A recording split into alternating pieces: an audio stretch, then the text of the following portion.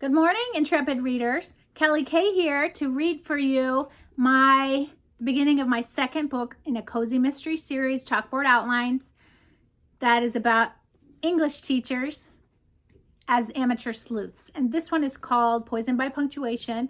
And I'm Kelly Kay. And because they're English teachers and they like Shakespeare, it starts with a Shakespeare quote.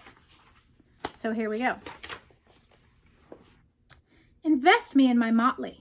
Give me leave to speak my mind, and I will through and through cleanse the foul body of the infected world, if they will patiently receive my medicine. As you like it, Act 2, Chapter 7, verse 58 through 61. Prologue, Thursday, September 17th. Kirsten Hollis sat on a bench in the locker room, clutching her stomach with one hand and holding out the other to ward off sudden vertigo. The growing pain in her midsection pulsed, an unfamiliar feeling not usually associated with her illness. She shook it off and opened her gym locker. Cheerleading practice had been held before school today because the homecoming game was almost here. Double practice time was needed to prepare for their halftime routine. As the smallest girl on the squad, Kirsten perched on the top of the pyramids and was thrown through the air like a rag doll on a regular basis. She loved the way it felt to be tossed freely into the sky, to feel her long blonde hair ballooning out like a parachute, to pirouette and fall safely into the arms of her teammates. Well, usually into her arms. There was last week when Sarah Harper reached down to slap in a mosquito and missed me, but otherwise. Everyone else had left already, but Kirsten preferred to be alone when pricking her finger and testing her blood.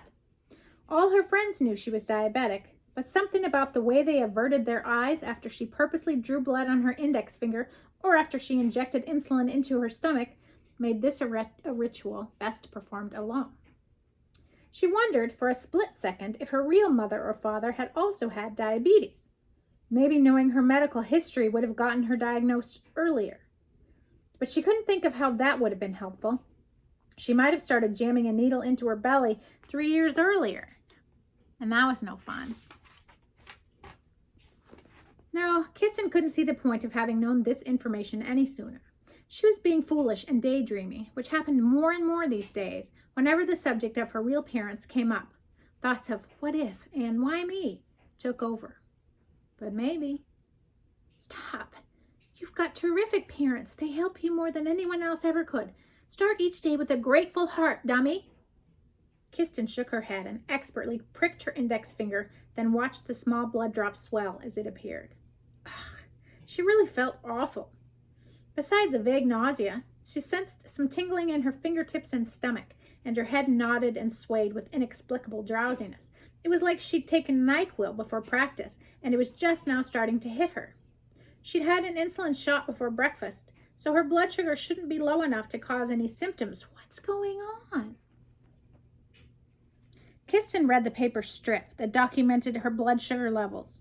It was only a little low, so she took what she called her drug paraphernalia out of her backpack to prepare another injection. Like an efficient factory worker at an assembly line, she laid out an alcohol swab, an insulin vial, and a syringe. She jabbed the needle into her vial and drew out the proper dosage. Tapping the syringe to clear out any bubbles, she pulled up the Thomas Jefferson High School t-shirt to expose her middle. This morning's injection site appeared red and inflamed, which hadn't happened in years, not since she had gotten comfortable with the injections. Strange. She poked at the round cherry spot and winced at the pain. She thought of going to the nurse, then dismissed the thought immediately. No way the nurse was here this early anyway. Plus, Kirsten knew more about diabetes than almost anyone around her. She had wanted to understand it, her body, and what it was doing to her body. Her mom had learned along with her, so maybe before class started, she could give her mom a call. Moms always seem to know what to do.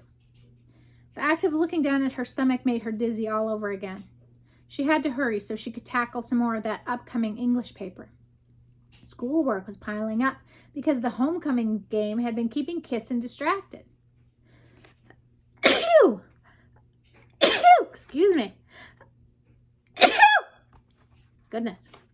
She found a space on her belly that didn't have any faded skin discolorations from previous shots, pinched some skin, and jabbed the needle in.